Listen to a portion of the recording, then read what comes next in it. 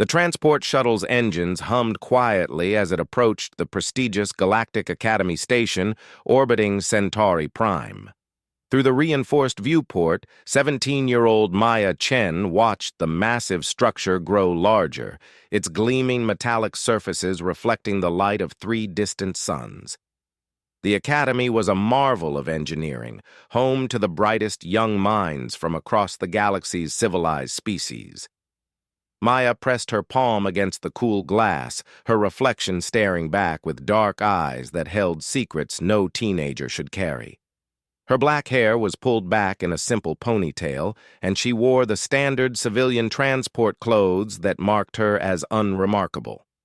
Just another human student joining the Academy's ranks. The other passengers on the shuttle gave her curious glances. A tall Altarian with blue-tinted skin and elegant features whispered to his companion about the primitive human joining their year. Two Zephyrian twins, their crystalline bodies catching the light, chittered in their musical language while pointing in her direction. Even the shuttle's pilot, a professional Corvan with 4 arms and gray skin, had raised an eyebrow when she'd boarded alone. Humans were relatively new to the Galactic Federation. Earth had only made first contact 15 years ago, and most species still considered them a backwater civilization that had barely mastered faster-than-light travel. The fact that a human had qualified for the Academy was seen as either a clerical error or some kind of diversity initiative. Maya didn't mind their stares. She'd grown used to being underestimated. The shuttle docked with a soft thunk, and the passengers began gathering their belongings. Maya shouldered her single bag and followed the crowd through the airlock. The Academy's main reception hall was breathtaking, with soaring ceilings that seemed to stretch into infinity and holographic displays showing the greatest achievements of galactic civilization. Students from dozens of species milled about, their conversations creating a symphony of different languages and vocal patterns. Maya noticed how they naturally segregated into groups based on their home worlds and species. The proud Altarians stood together like living statues. The Zephyrians formed a glittering cluster near the information displays, and the massive Thurians occupied an entire section with their bear-like bulk. A holographic attendant materialized in front of Maya, its blue light shimmering. "Welcome to Galactic Academy, Maya Chen of Earth. Please proceed to Registration Station 7 for species-appropriate accommodations and class assignments." She made her way through the crowd, trying to ignore the whispers that followed her. At the registration station, a bored-looking Corvan clerk scanned Maya's identification chip and frowned at his display. There seems to be an error in your file," the clerk said, his 4 hands dancing over the controls. "It lists your previous education as classified military training rather than a civilian institution." Maya's expression didn't change. "That's correct." The clerk's large black eyes blinked slowly. "Military training? But Earth barely has a proper space force." "What kind of military training could a human possibly have received that would qualify for Academy admission?" Before Maya could answer, a commotion erupted near the main entrance. A group of senior students had surrounded a smaller figure, their voices raised in what sounded like mockery. Maya turned to see a young Pixian being pushed around by 3 much larger Altarians. Pixians were among the smallest sapient species in the galaxy, standing barely 4 feet tall with delicate features and large expressive eyes. This particular Pixian looked to be a first-year student, clutching a datapad to his chest while the Altarians towered over him. "Look what we have here," one of the Altarians said, his voice carrying the musical accent of his people but twisted with cruelty. A little Pixian trying to play with the big kids. "Don't you know this academy is for real warriors and scholars, not glorified pets?" The Pixian's voice was barely audible. "Please, I just want to get to my dormitory assignment." The lead Altarian, who wore the silver insignia of a 3rd-year student, snatched the datapad from the Pixian's hands. Let's see what classes the little mouse is taking. Combat tactics? Strategic analysis? He laughed, a sound like breaking glass. This is rich. They're letting prey species into military courses now. Maya watched the scene unfold, her hands slowly clenching into fists. The Corvin clerk was still trying to sort out her registration, but Maya's attention was entirely focused on the bullying happening 20 feet away. Other students had gathered to watch, some looking uncomfortable but none willing to intervene. The Altarians were from one of the most powerful and respected species in the galaxy, known for their martial prowess and strategic brilliance. Few would dare challenge them directly. The Pixian reached for his datapad, but the Altarian held it high above his head. "Jump for it, little mouse. Maybe if you entertain us enough, we'll let you have it back." Maya's vision narrowed to a tunnel focused on the scene before her. Memories flashed through her mind unbidden. Other times, other places where the strong had preyed upon the weak. The smell of burning buildings, the screams of civilians, the weight of weapons in her hands when she was far too young to carry them. She had sworn she was done with that life. The war was over, humanity was at peace, and she was supposed to be just another student now. But watching the Pixian's humiliation, Maya felt something cold and familiar settling over her like an old coat. The registration clerk was still talking, something about dormitory assignments and class schedules, but his voice seemed to come from very far away. Maya stepped away from the registration desk and began walking toward the group of Altarians. The crowd parted before her without quite knowing why. There was something in her movement, a predatory grace that spoke to the primitive survival instincts buried deep in every sapient brain. Conversations died as she passed, leaving an expanding bubble of silence in her wake. The lead Altarian was still holding the datapad above the Pixian's head when Maya stopped directly behind him. "Excuse me," she said quietly. The Altarian turned, his expression shifting from amusement to irritation as he looked down at the human girl. "What do you want, Primitive? Can't you see we're busy here?" Maya's voice remained perfectly calm. "I want you to give him back his datapad and apologize." The Altarian's companions burst into laughter. Their leader's blue-tinged face twisted into a sneer. "You want me to what? Do you have any idea who you're talking to, human? I am Valdris Moonwhisper, heir to the Altarian Fourth Fleet. My family has been defending this galaxy since before your species learned to make fire." Maya nodded slowly. "I see. And you think that gives you the right to terrorize smaller students?"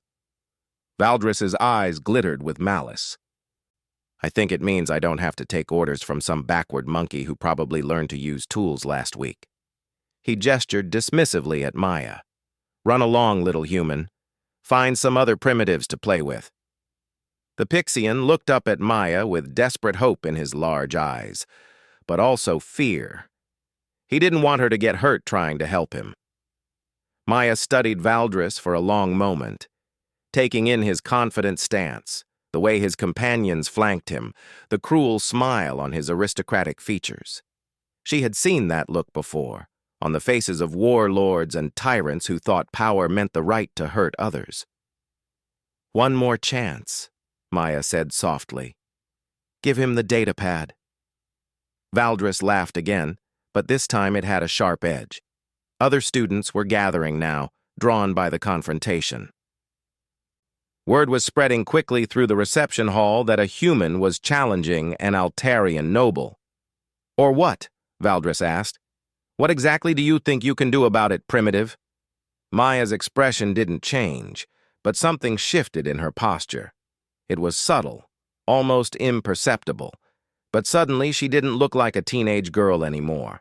She looked like something much more dangerous. "I'll show you what 3 years in the Terran colonial wars taught me," Maya said quietly. The reception hall had gone completely silent now. Even the holographic displays seemed to dim as every eye focused on the confrontation. The mention of the colonial wars sent ripples of confusion through the crowd. Most galactic citizens knew very little about humanity's recent conflicts, dismissing them as primitive skirmishes between backwards colonies. Valdris's smile faltered slightly. There was something in the human girl's eyes that made his survival instincts whisper warnings. But he was surrounded by his friends, watched by hundreds of students, and his pride wouldn't let him back down from a challenge issued by a member of a species barely out of the Stone Age. "The colonial wars," he said mockingly. "What could humans possibly have learned fighting with sticks and stones? Your entire species is barely capable of—" He never finished the sentence. Maya moved faster than anyone in the reception hall had ever seen a living being move. One moment she was standing 3 feet away from Valdris. The next, her hand was wrapped around his wrist in a grip that made him cry out in pain. The data pad fell from his nerveless fingers, but Maya caught it with her free hand before it could hit the floor. Valdris tried to pull away, but Maya's grip was like a steel trap. His face went from blue to purple as he struggled against her hold. "The Terran colonial wars," Maya said conversationally, as if she wasn't currently restraining a being twice her size with apparent ease, "were fought against the Kithara hive mind. Perhaps you've heard of them. Silicon-based life forms with exoskeletons harder than military-grade armor and reflexes that make your species look like statues." She twisted Valdris's wrist just slightly, and he dropped to one knee with a gasp of pain. His companions reached for weapons that weren't there, their hands finding only the civilian clothes they wore as students. "The war lasted 3 years," Maya continued, her voice never rising above a conversational tone. 67 human colonies were attacked. 43 were completely destroyed before we learned how to fight back. I was 14 when they hit my home on New Sparta. The Pixian had backed away, clutching his retrieved data pad to his chest and staring at Maya with a mixture of awe and terror. "The Kithara don't take prisoners," Maya said. "They don't negotiate. They don't show mercy. They turn entire populations into biomass for their hive ships. So we had to learn to be harder than they were, faster, more ruthless." She released Valdris's wrist and stepped back. The Altarian noble stumbled to his feet, cradling his injured arm and staring at Maya as if seeing her for the first time. 67 colonies defended by 3 million human soldiers, Maya said. "Do you know how many of us survived the war, Valdris Moonwhisper?" The reception hall was so quiet that the hum of the life support systems seemed deafening. "About 50,000, Maya answered her own question. "The rest died buying time for evacuations, holding choke points that couldn't be held, and learning to kill things that your nightmares couldn't imagine." She handed the datapad to the trembling Pixian, who accepted it with shaking hands. "So when I ask you politely to stop bullying a smaller student," Maya said, turning back to Valdris, "I'm not making a request. I'm giving you an opportunity to avoid finding out what I learned in those 3 years." Valdris backed away, his aristocratic composure completely shattered. His companions moved with him, their earlier confidence replaced by genuine fear. Maya looked around the silent reception hall, meeting the eyes of students who moments before had dismissed her as a primitive. Now they stared back with expressions ranging from shock to terror to something that might have been respect. "I'm here to learn," she said, her voice carrying clearly through the vast space. "I want to study galactic history, xenobiology, and peace negotiations. I want to be part of the solution that makes sure wars like the one I grew up in never happen again." She paused, letting her gaze sweep across the crowd. "But if anyone thinks my desire for peace makes me weak, or that being human makes me less than you—" She smiled, and it was not a pleasant expression. "Well, you're welcome to test that theory. Just remember that I spent 3 years fighting monsters that could tear apart heavy armor with their bare claws. Most of you aren't nearly as scary as a Kithara drone." The silence stretched for another long moment. Then, slowly, Conversations began to resume as students turned back to their registration and dormitory assignments. But the whispers now carried a very different tone, and the glances sent in Maya's direction held a new kind of respect. Valdris and his companions melted into the crowd, the Altarian noble still cradling his wrist and shooting fearful looks back at Maya. The young Pixian approached her hesitantly. "Thank you," he said in a voice barely above a whisper. "I'm Kip Bright Whisker. I don't know how to repay you." Maya's expression softened, the dangerous predator disappearing and leaving only a teenager again. "You don't owe me anything, Kip. We're all students here. We should be looking out for each other." Kip's large eyes filled with tears of gratitude. "If there's ever anything I can do for you, anything at all, just focus on your studies," Maya said gently. "And maybe next time someone smaller needs help, you'll remember this moment." As Kip nodded eagerly and hurried off to complete his registration, Maya turned back to her own paperwork. The Corvin clerk was staring at her with new understanding in his black eyes. "I think I understand your file now," he said quietly. "Military classification makes sense for a colonial war veteran." He handed her a data chip containing her room assignment and class schedule. "Welcome to Galactic Academy, Maya Chen. I have a feeling your time here will be very interesting." Maya pocketed the chip and shouldered her bag. As she made her way toward the dormitory levels, she could feel hundreds of eyes following her progress. Word of the confrontation would spread quickly through the Academy's social networks. She had hoped to blend in, to be just another student pursuing an education. But perhaps that had been naive. Her past wasn't something she could simply leave behind, and maybe that wasn't entirely a bad thing. After all, the galaxy was full of bullies and predators who preyed on the weak. If her reputation could protect even a few students like Kip, then maybe her violent past could serve a peaceful purpose. As the transport doors closed behind her and she headed deeper into the academy, Maya allowed herself a small smile. Classes hadn't even started yet, and she had already learned something important about her new life. Being human in a galaxy full of supposedly superior species was going to be very interesting indeed. The Academy's combat training facility buzzed with nervous energy as first-year students gathered for their inaugural tactical assessment. The massive chamber could simulate any environment in known space, from the methane swamps of Titan's 7th to the crystalline caves of the Andromeda colonies. Today, however, it was configured as a standard urban warfare scenario, complete with destroyed buildings, debris-filled streets, and strategic choke points that would test every student's combat awareness. Maya stood with the other human students near the back of the group, trying to maintain the low profile she'd been carefully cultivating for the past 2 weeks. Since the incident with Valdris, word had spread quickly through the academy about the human girl who had humiliated an Altarian noble. The story had grown in the telling, with some versions claiming she'd broken his arm in 7 places, and others suggesting she was some kind of secret government assassin. The truth, Maya knew, was both simpler and more complicated than the rumors.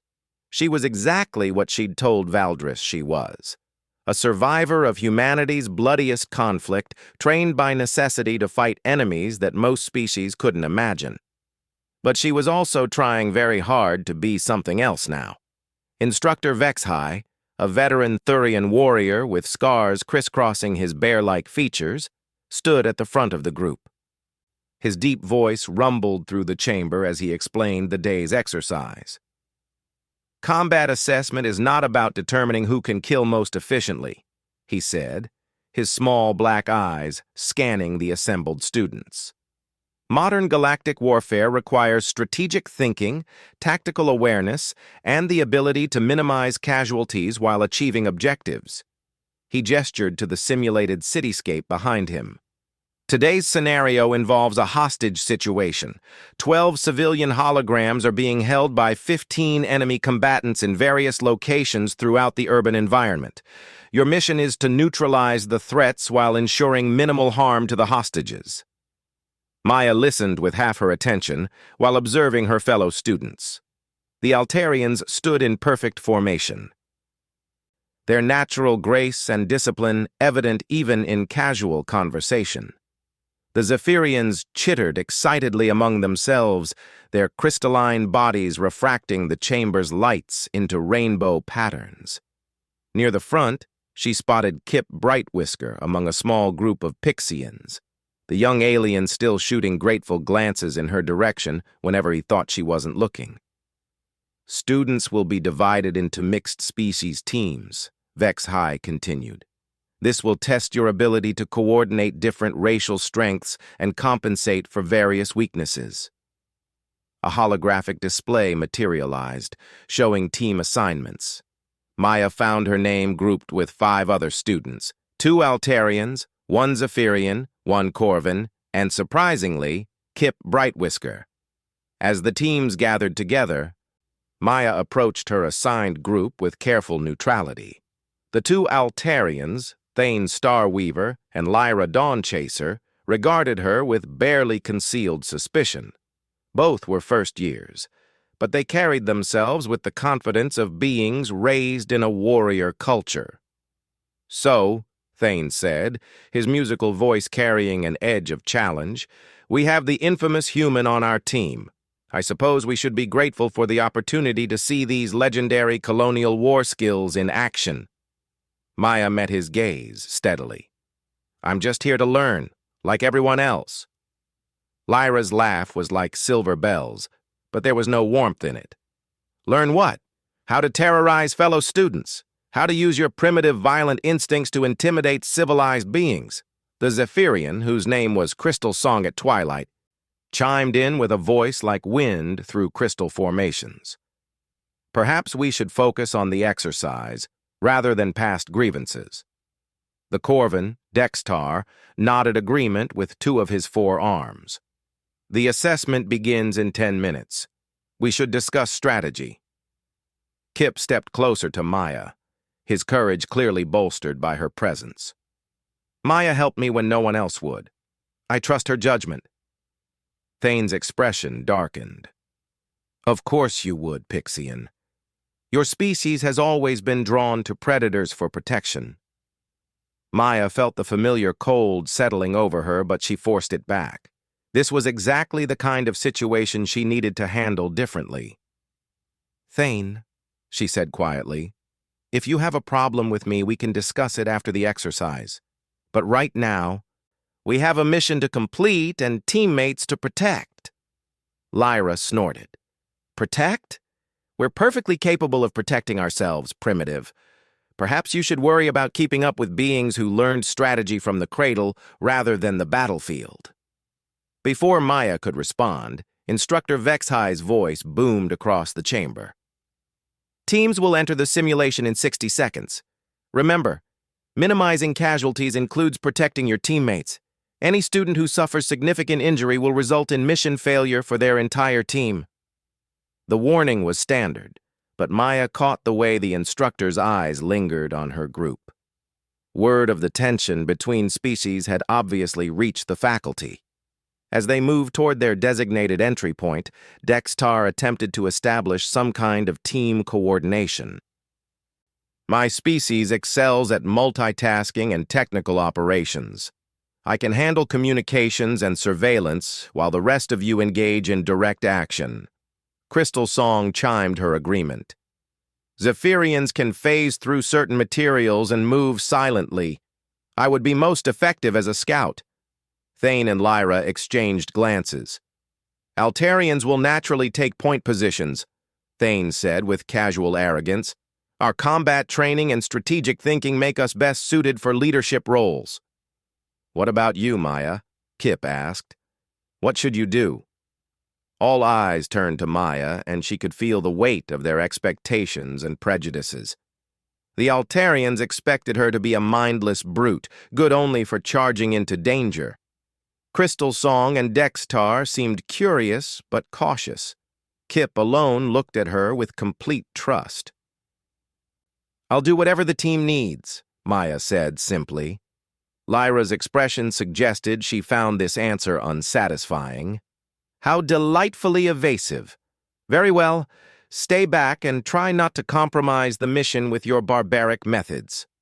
The simulation chamber activated around them, and suddenly they stood on a debris-strewn street surrounded by the ruins of a city.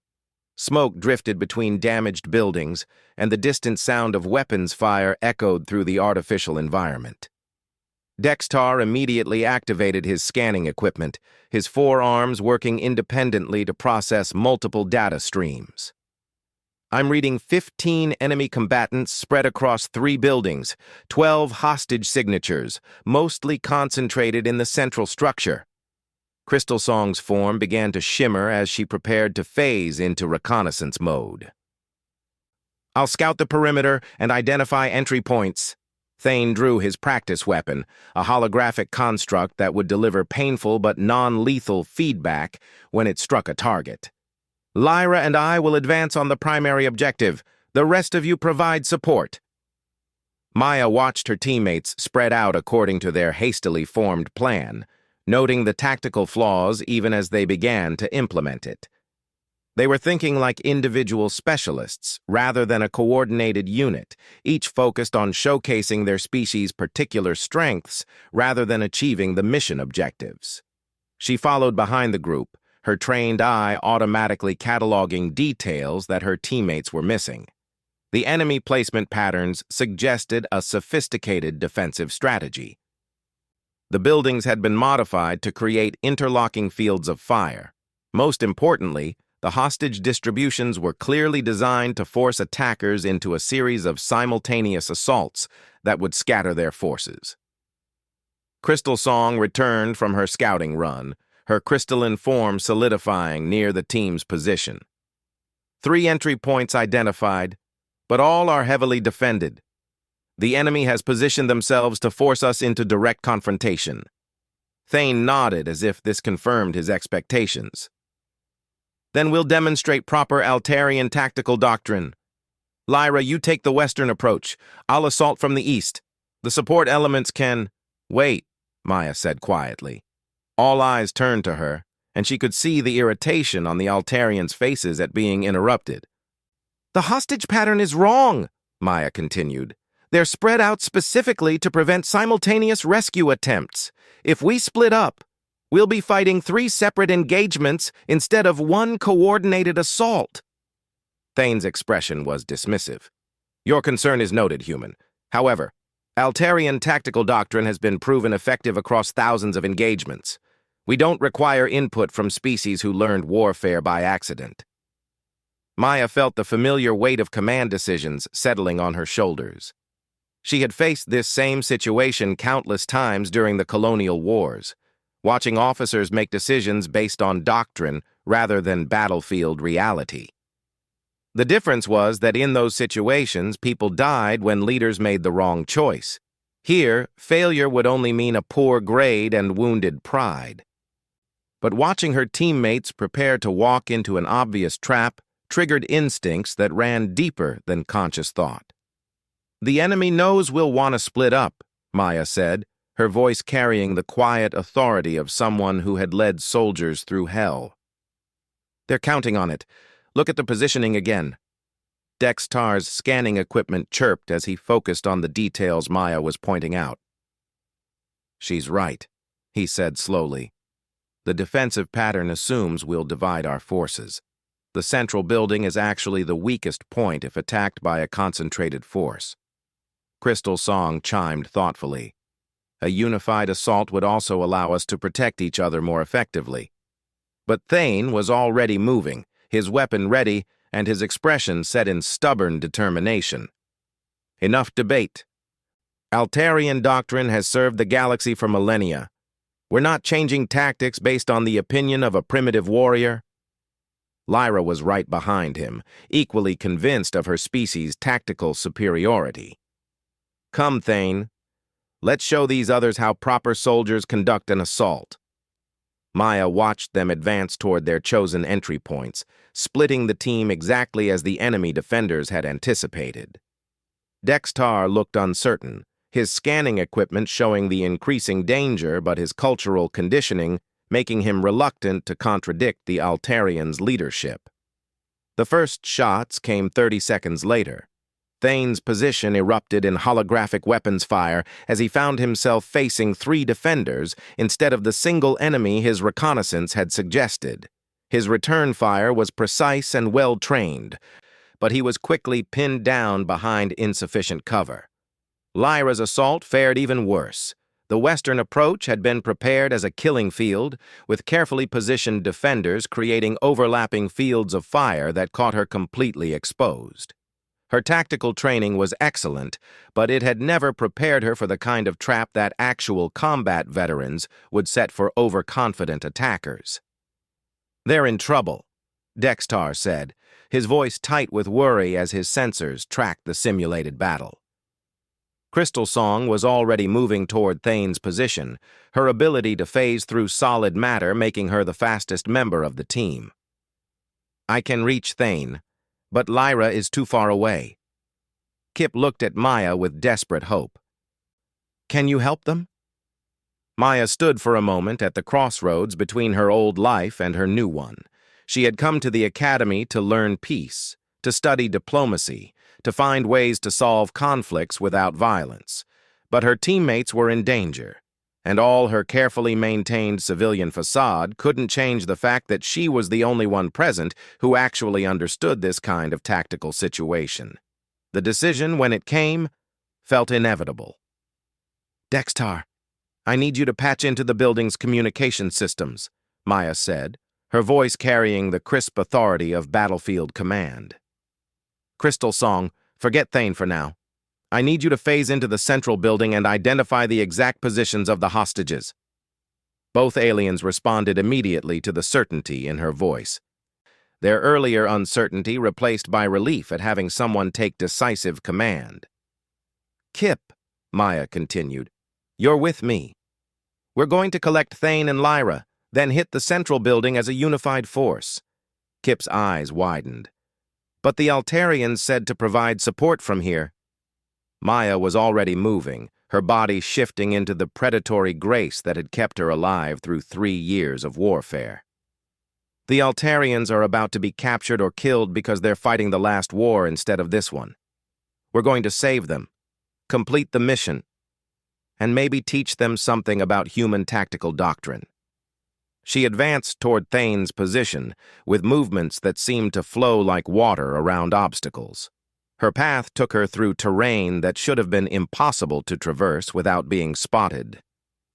But Maya had learned to read battlefields the way others read books.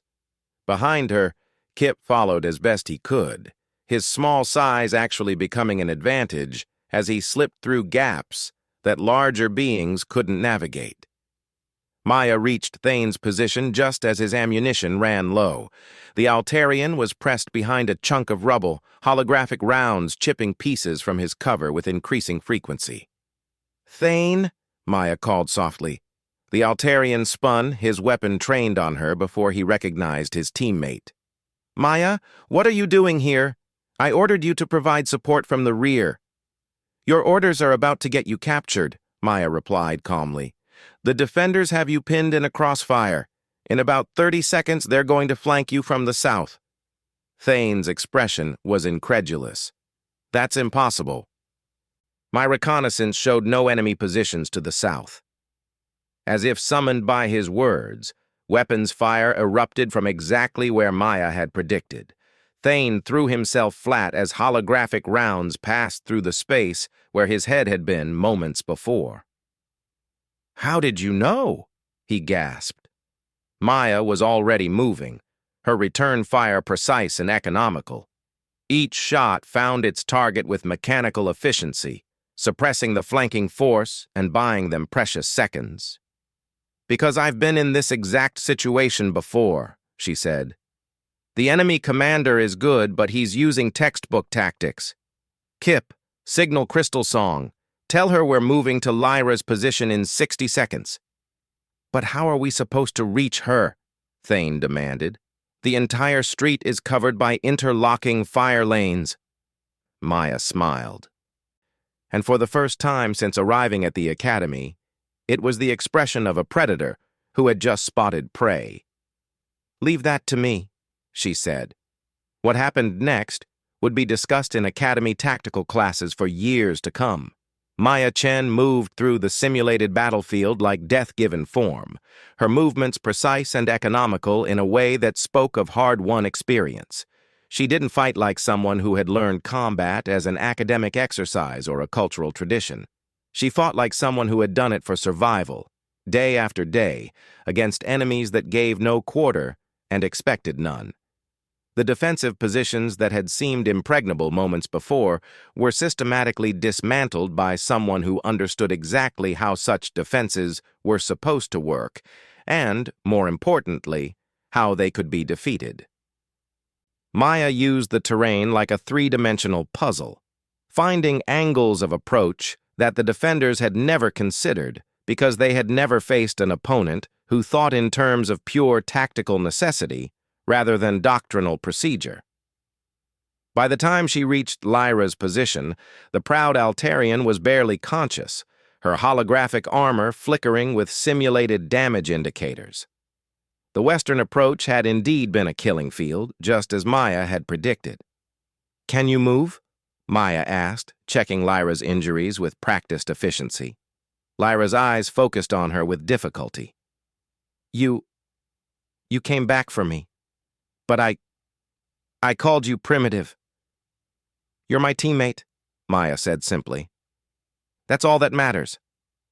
She helped Lyra to her feet, supporting the injured Altarian while scanning for threats. "Dextar. Status report." The Corvin's voice crackled through their communication system. "I've identified the enemy command post and hacked into their tactical network. Crystal Song has located all 12 hostages in the central building, but Maya, there are 15 defenders in that building alone. The initial count was wrong." Maya absorbed this information without surprise. "They're using the hostages as bait, hoping we'll rush in without proper reconnaissance. Classic defensive strategy when you're outnumbered." Thane, who had been following her lead with increasing wonder, shook his head. 15 defenders, 6 attackers, 12 hostages to protect. The mathematics are impossible." Maya looked at him with something that might have been pity. "Thane, you're thinking like this is a fair fight. The enemy isn't interested in giving us sporting odds. They want to win, which means they'll use every dirty trick they can think of." She studied the central building through her weapon's scope, her mind automatically calculating angles, distances, and tactical possibilities. "But here's the thing about dirty tricks," she continued. "They only work if your opponent follows the rules you expect them to follow. The enemy has positioned themselves to fight Altarian tactical doctrine, or Zephyrian phase tactics, or Corvan technical superiority." Her smile was sharp and dangerous. "They're not prepared to fight humans." What Maya did next would become required viewing for every tactical instructor in the academy. She didn't charge into the building like a berserker, despite what her teammates expected. She didn't attempt to outfight 15 defenders in direct confrontation. Instead, she did something that none of the other species would have considered. She changed the rules of engagement entirely. Using Dextar's technical skills and Crystal Song's phasing ability, Maya turned the defenders' own trap against them.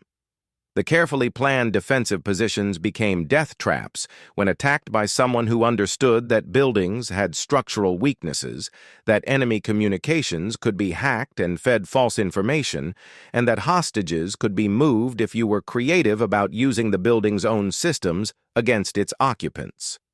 In 23 minutes, Maya Chen and her team had neutralized all 15 defenders, rescued all 12 hostages, and completed the mission with 0 casualties.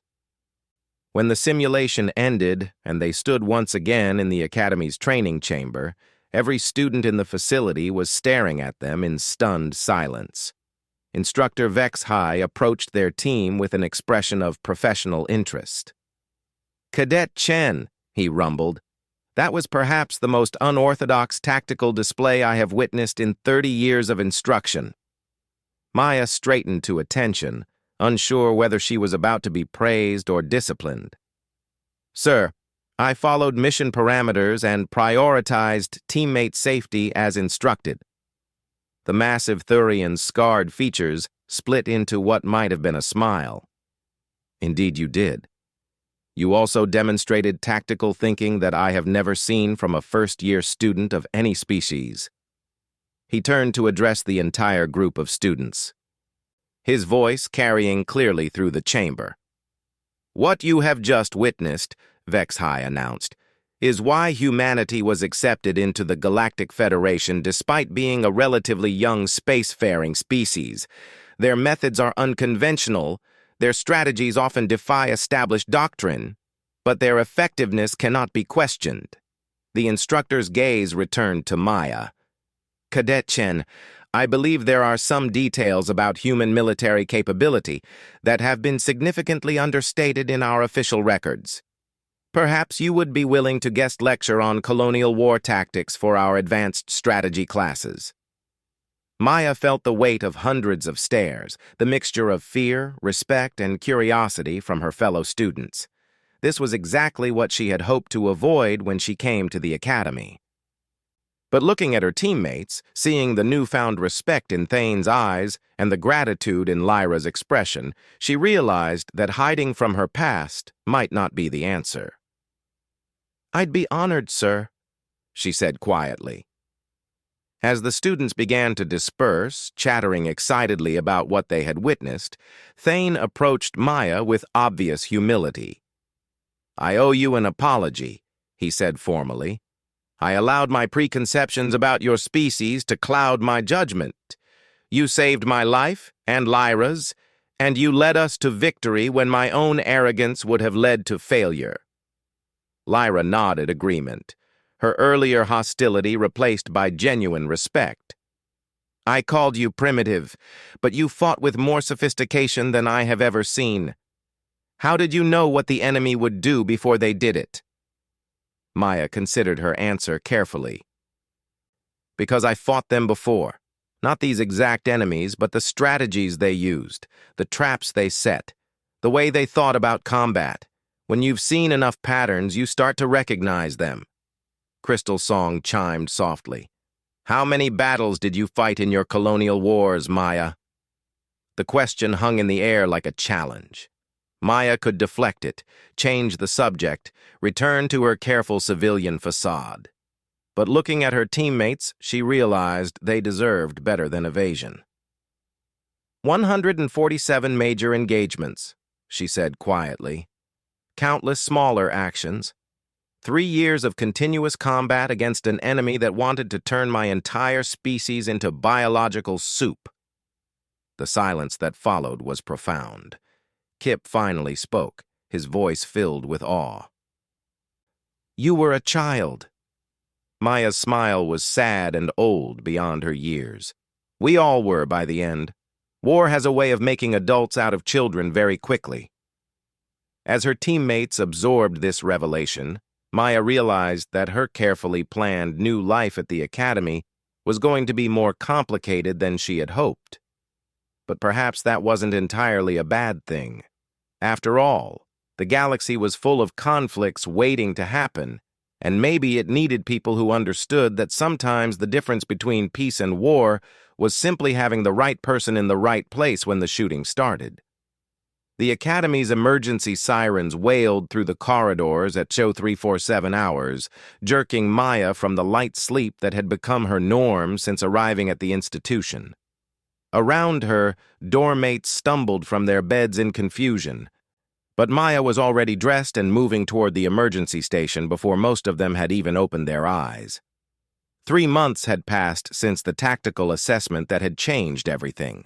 Maya's reputation as both a tactical genius and a dangerous human had spread throughout the academy, bringing with it opportunities she had never expected and complications she was still learning to navigate. The emergency alert display showed a Priority 1 distress signal from the Outer System Patrol Station. Pirates or raiders, most likely, taking advantage of the Academy's isolated location to strike at what they assumed would be a soft target filled with privileged students. Maya reached the emergency assembly point at the same time as Instructor Vex High, who was moving with the purposeful urgency of a professional soldier responding to a real crisis. "Cadet Chen," the massive Thurian rumbled, "I need your assessment of this tactical situation." The display showed the Academy's defensive status: minimal military assets, mostly civilian faculty, and over 3,000 students from across the galaxy. The attacking force consisted of at least 12 ships of unknown configuration, moving in a coordinated assault pattern that suggested experienced military leadership rather than simple pirates. Maya studied the tactical display with the same focused intensity she had once applied to Kythera attack patterns. The enemy formation was sophisticated, designed to overwhelm the Academy's limited defenses through coordinated strikes against critical systems. "This isn't a raid," Maya said quietly. "It's a kidnapping operation. They want to capture students from influential families, probably for ransom or political leverage." Vex High's scarred features darkened. "My assessment as well. The Academy's defensive systems are designed to repel pirates and raiders, not a coordinated military assault." He turned to Maya with an expression that mixed desperation with hope. "You have combat experience against organized forces. What are our options?" Maya felt the familiar weight of command settling on her shoulders, but this time it carried a different significance. These weren't her fellow soldiers, trained and experienced and willing to follow orders into hell. These were students, civilians, children of some of the galaxy's most powerful families who had never imagined they might face real danger. "We can't fight them ship to ship," Maya said, thinking aloud. "But we don't have to. The Academy's station is enormous, with hundreds of defensive positions and choke points. If we can get the students organized and positioned correctly—" "You want to turn 3,000 civilians into soldiers?" Vex High asked. Maya's smile was grim. "I want to turn 3,000 students into something the enemy isn't prepared to fight."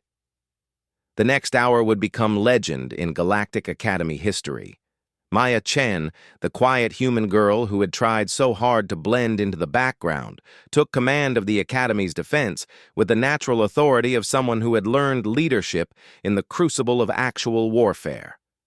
But she didn't approach the situation like a military commander because she understood that her resources weren't military assets. They were something potentially much more dangerous. "Attention all students," Maya's voice echoed through the Academy's communication system. "This is Maya Chen, speaking under emergency protocol authorization from Instructor Vex High. We are under attack by hostile forces attempting to capture Academy personnel for unknown purposes." Across the station, students from dozens of species stopped what they were doing to listen to the human girl who had become famous for her tactical brilliance. "I know most of you came here to study, not to fight," Maya continued. "But right now, fighting is what will keep you and your fellow students safe. The enemy expects to find frightened civilians hiding in dormitories. Instead, we're going to give them something they've never encountered before. A coordinated defense by the smartest young beings in the galaxy." In the Academy's main tactical center, faculty members watched in amazement as students began responding to Maya's call with enthusiasm rather than panic. Thane and Lyra were already organizing their fellow Altarians into disciplined units. Crystal Song was coordinating with other Zephyrians to establish reconnaissance networks. Kip Brightwhisker had somehow convinced a group of Pixians to volunteer for dangerous scouting missions. "Each species brings unique advantages," Maya's voice continued over the comm system. "Altarians, your natural grace and tactical training make you ideal for holding defensive positions. Zephyrians, your phasing ability gives us intelligence-gathering capabilities the enemy can't counter. Corvin multitasking skills are perfect for coordinating multiple defensive systems simultaneously." She paused, And when she continued, her voice carried the absolute confidence of someone who had done this before. Thurians, your size and strength make you ideal for mobile defense and rapid response. Pixians, your small size and agility give you access to areas larger beings can't reach. Humans, she almost smiled. Humans will do what we always do. We'll improvise, adapt, and find ways to win that nobody expects. The enemy assault began 47 minutes later. The raiders approached the academy with the confidence of experienced predators attacking what they assumed was easy prey. Their intelligence had told them to expect minimal resistance from a facility dedicated to education rather than warfare. They were completely unprepared for what they encountered instead. The academy students had transformed the station into a defensive nightmare that drew on the unique capabilities of dozens of different species working in perfect coordination. Altarian tactical precision combined with Zephyrian reconnaissance to create defensive positions that seemed to anticipate the enemy's every move.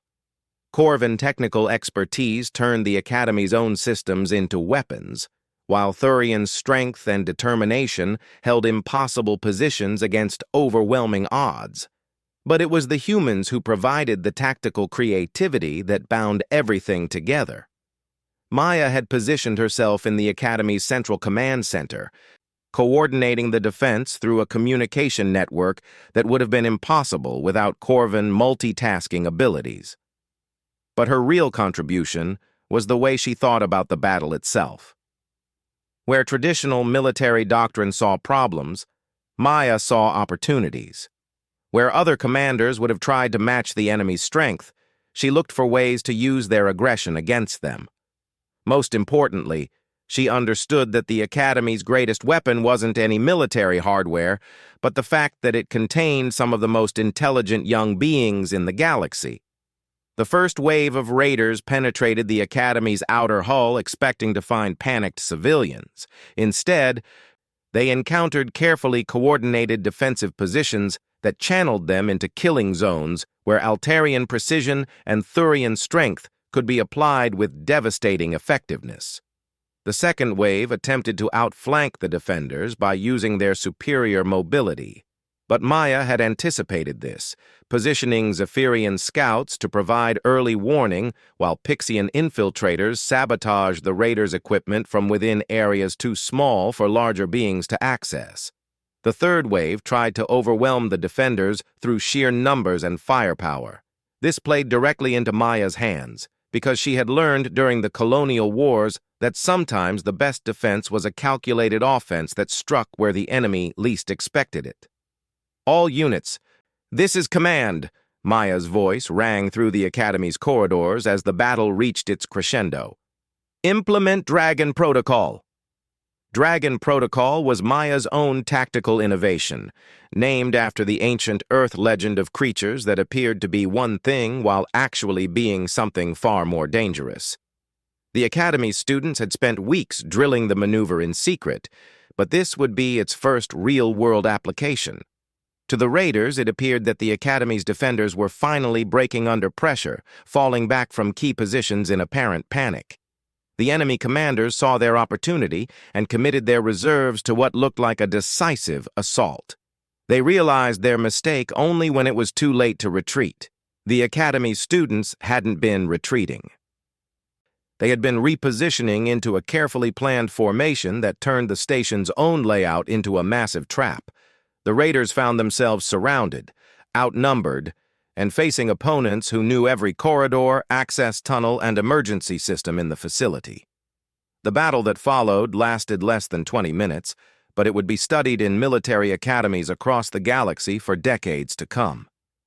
Maya had turned 3,000 students into a fighting force that combined the tactical advantages of dozens of different species into something greater than the sum of its parts.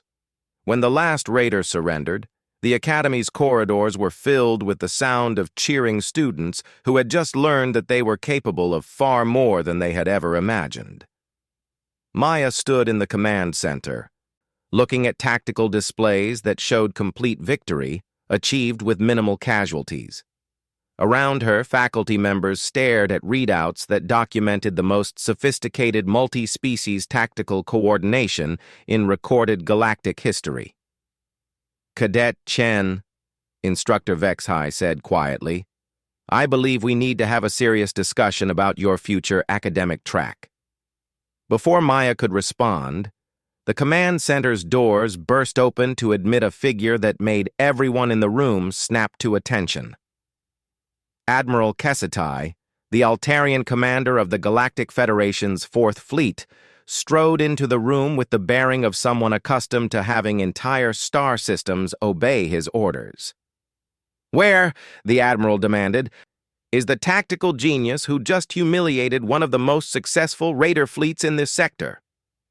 All eyes turned to Maya, who suddenly felt very young and very human under the Admiral's intense scrutiny. "You're the human child who coordinated this defense?" Kessitai asked, his musical voice carrying undertones of disbelief. Maya straightened to attention. "Sir, I coordinated the student response under emergency protocols. The actual defense was accomplished by every student and faculty member working together." The Admiral studied her for a long moment, his alien features unreadable. "I've been fighting raiders and pirates for 43 years, child. I've never seen a more sophisticated defensive coordination, and I've certainly never seen 3,000 civilians turned into an effective fighting force in under 2 hours. He gestured to an aide, who activated a holographic display showing the battle from the raiders' perspective. "Do you know what this looked like from the enemy's viewpoint? It looked like they were fighting ghosts. Every time they thought they understood your defensive pattern, it changed. Every time they found what appeared to be a weakness, it turned out to be a trap." Maya watched the replay with professional interest, noting areas where the defense could have been improved and tactical decisions that had worked better than expected. "With respect, sir," she said carefully, "the enemy was using standard assault doctrine against an unconventional defensive setup.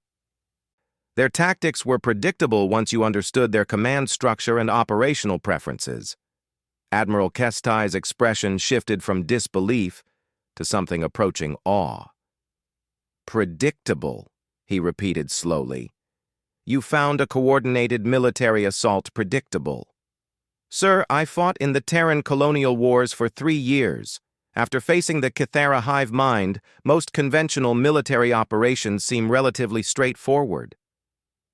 The silence that followed this statement was profound.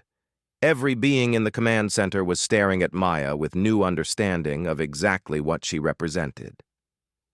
"The colonial wars," Admiral Kessitai said slowly. "I read the Federation's intelligence reports on that conflict. According to our analysis, humans achieved tactical victories that should have been impossible given the disparity in technology and numbers." Maya's expression remained carefully neutral. "We learned to be creative, sir.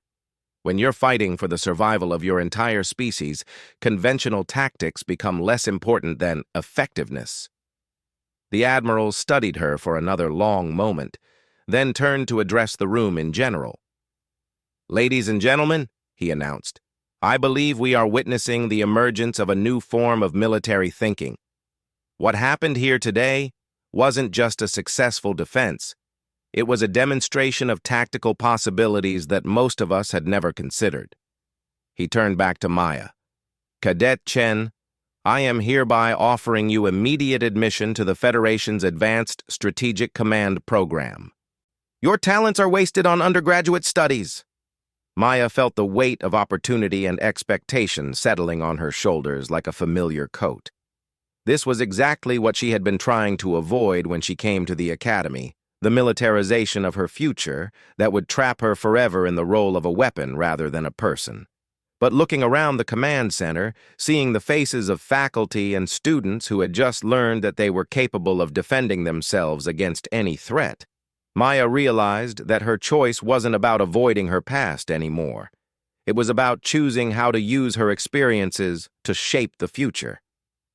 "Sir," she said carefully, "I appreciate the honor of your offer, but I came to the academy to study peace, not war." I believe the galaxy needs people who understand how to prevent conflicts as much as it needs people who know how to win them. Admiral Kesatai's expression showed surprise, then something that might have been respect. An interesting perspective from someone who just demonstrated such exceptional military capability. Maya smiled, and for the first time since arriving at the academy, it was completely genuine. Sir, the best way to ensure peace is to make potential aggressors understand that attacking peaceful people is a very bad idea.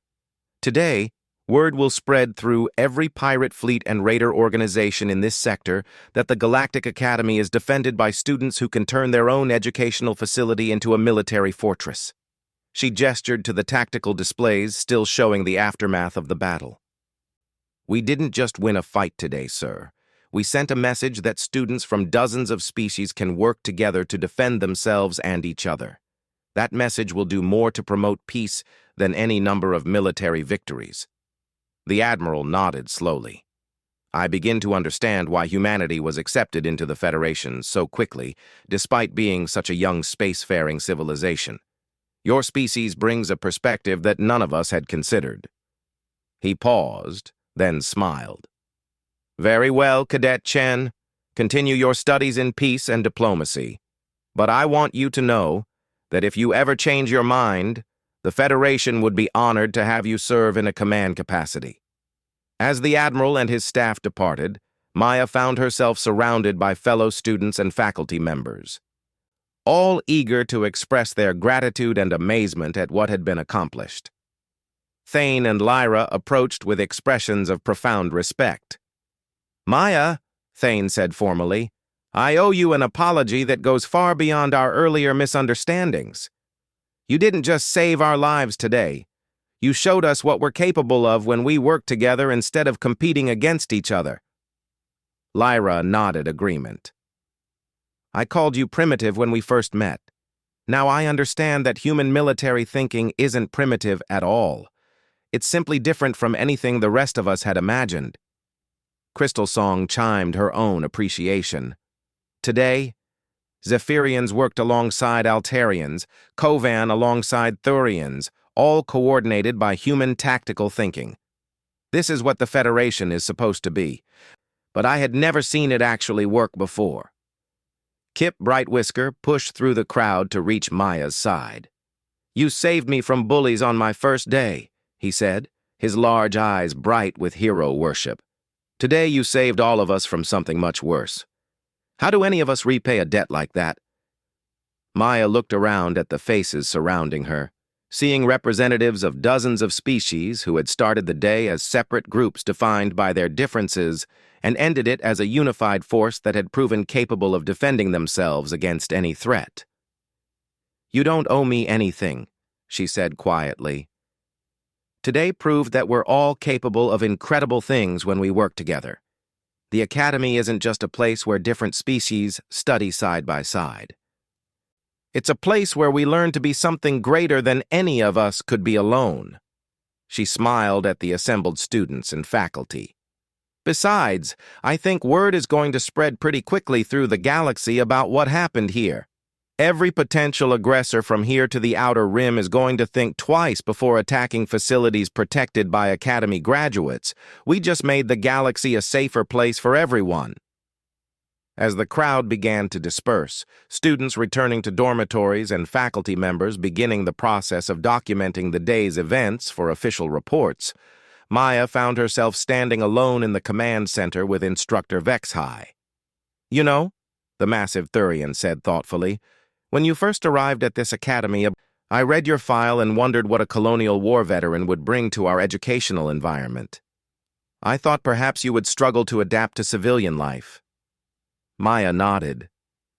I was worried about the same thing. Instead, Vexhai continued, you've shown us that military experience and peaceful intentions aren't contradictory. Today, you used your knowledge of warfare to protect peace, your understanding of violence to prevent greater violence. The instructor's scarred features arranged themselves into what might have been a smile. I believe you found your calling, Cadet Chen. Not as a warrior, not as a diplomat, but as something new. A guardian of peace who understands that sometimes the best way to prevent war is to demonstrate that attacking peaceful people will be met with resistance they cannot overcome. Maya looked out through the command center's viewports at the stars beyond, thinking about the message that would soon spread through the galaxy.